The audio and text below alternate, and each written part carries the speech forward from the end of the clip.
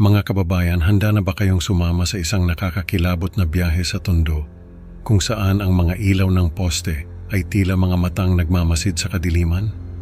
Sa lumang bahay na ito, may isang kwentong bayan na muling magigising at hindi lang basta pang takot sa mga bata. Ihanda ang sarili sa misteryo ng ang lalaking nakamaskara na magdadala sa atin sa isang bangungot na hindi mo aakalaing posible. Huwag kang aalis dahil ang kwentong ito ay siguradong magtatanong sa iyo hanggang saan ang hangganan ng imahinasyon at katotohanan.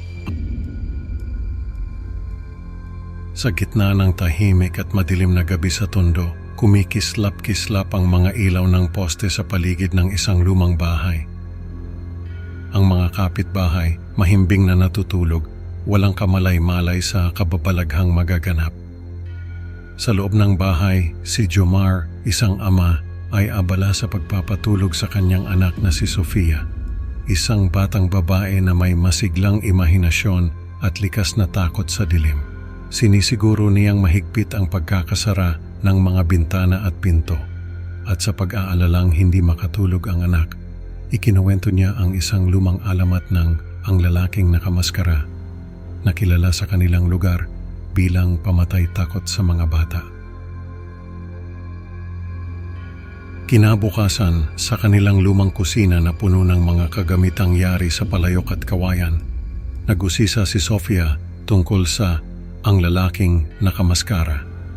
Pinawi ni Jomar ang kanyang takot sa pagsasabing gawa-gawa lamang ito at walang dapat ikatakot. Ngunit ang sinasabi niyang hindi dapat katakutan ay mukhang magiging tunay na bangungot. Sa sumunod na gabi, habang ang buwan ay bahagyang natatakpan ng mga ulap, isang kakilakilabot na pangyayari ang naganap. Nakita ni Jomar ang isang nakakatakot na figura sa silid ni Sofia na tila nagmamasid sa kanila mula sa dilim. Agad itong tumakas sa bintana at naiwan si Jomar na nanginginig at hindi makapaniwala sa kanyang nasaksihan. Ang mga laruan ni Sofia ay nagkalat sa sahig at ang kortina ay marahang umukoy sa hangin na pumpasok sa bukas na bintana. Nang dumating ang mga pulis, ipinakita ni Jomar ang silid ni Sofia, ngunit hindi nila matanggap ang kanyang kwento. Iniwan siyang litong-lito at nag-iisa.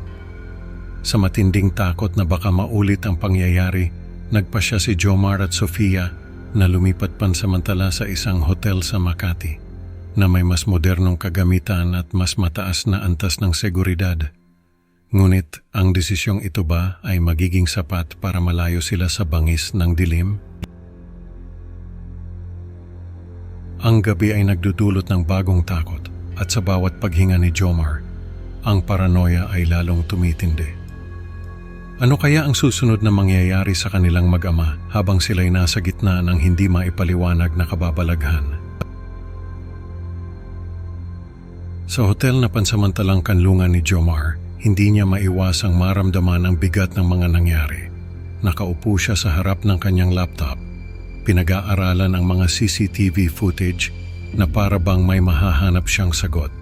Ngunit sa halip na kapayapaan, ang mga kaluskos at gumagalaw na anino sa sulok ng kanyang mata ang kanyang nakita. Ano ba ito? Bulong niya sa sarili, habang pilit niyang inaalis sa isip na may kakaiba sa paligid. Isang gabi, nagulantang si Jomar sa isang malakas na kalabog mula sa isang bakanteng silid. Dali-dali siyang tumayo at sinuri ang pinanggalingan ng ingay. Ngunit pagbukas niya ng pinto, wala siyang nadatnan kundi ang lumang mga muebles na natatakpan ng alikabok. May tao ba dito? Tanong niya sa walang katao-taong silid. Ang kanyang boses ay umaalingaw-ngaw sa katahimikan. Bumalik si Jomar sa silid ni Sofia, umaasang makakakuha ng pahinga mula sa mga kakaibang pangyayari. Ngunit sa halip, narinig niya ang mahinang boses ng anak na tila may kausap. Dahan-dahan siyang lumapit at ang kanyang puso ay tila huminto sa kanyang nakita. Wala na ang mga tainga ni Sofia. At sa kanilang harapan lumitawang ang lalaking nakamaskara. Ako ang lumikha sa kanya, sambit ng nilalang na may kakaibang boses at bahagi siya ng ating pamilya. Habang nakatitig si Jomar, hiniling ng nilalang ang mga parte nito pabalik. At sa harap niya, unti-unting naglaho si Sofia, kasama ang lahat ng bakas ng kanyang pagkakaroon. "Sofia!" sigaw ni Jomar, ngunit huli na ang lahat. Kinabukasan, nagising si Jomar na tila wala siyang anumang alaala kay Sofia. Ang mga larawan sa bahay ay tila nagbago at wala nang bakas ng kanyang anak.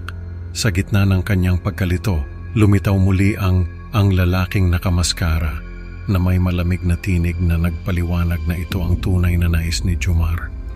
"Marami kang natutunan," sabi ng nilalang. "Ngunit kahit subukan mong alalahanin ang nakaraan, ito'y magiging isang walang saysay na pagtatangka." Ano na nga ba ang susunod na mangyayari kay Jomar? At sino ang susunod na maaaring maging biktima ng nakakakilabot na nilalang na ito? Ang mga sagot ay naghihintay sa dilim, nag-aabang sa susunod na kabanata ng kanilang kwento. Habang abala si Maricel sa pag-aalaga ng kanyang mga halaman sa maliit na hardin, hindi niya mapigilang mapansin ang kakaibang kilos ni Jomar. Palagi itong tulala, parang laging may malalim na iniisip. "Jomar, okay ka lang ba?" tanong ni Maricel, pero tila wala sa sarili ang kaibigan. Ang kanyang mga matay walang ningning, parang may hinahanap na hindi mahanap. Nag-aalala si Maricel para sa kanya, pero may iba pang bumabagabag sa kanyang isipan. Sa kanyang pagnanais na magkaroon ng sariling anak, hindi niya maiwasang maramdaman ng takot na baka siya rin ay maharap sa hindi maipaliwanag na kababalaghan na nangyari kay Jomar. Hindi pwede, bulong niya sa sarili habang mahigpit na hinahawakan ang paso ng kanyang paboritong halaman. Gabi-gabi, habang binabantayan ni Maricel si Jomar, may kakaibang pakiramdam siya na parang may ibang tao sa loob ng kanyang bahay. Mga matang hindi niya nakikita pero ramdam niyang nakatitig sa kanya mula sa mga anino.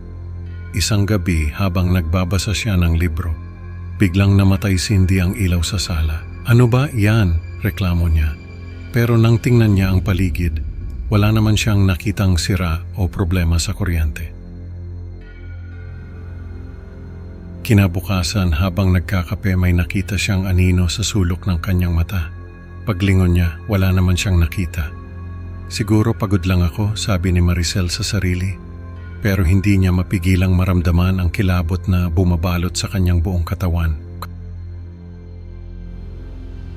Sa huli, habang nakatayo si Maricel sa harap ng salamin, pinagmamasdan niya ang kanyang refleksyon na unti-unting nagiging malabo sa dumidilim na kwarto. "Ano ba tong nangyayari sa akin?" tanong niya sa sarili. At sa likod niya, sa salaming kanyang tinitingnan, may kakaibang anino na lumalapit, lumalabo ang kanyang refleksyon, at tila ba may pahiwatig na siya na ang susunod na biktima ng ang lalaking nakamaskara. Ano nga ba ang mangyayari kay Maricel? Magiging susunod nga ba siyang biktima o may pag-asa pa siyang makatakas sa sumpang bumabalot sa kanilang buhay?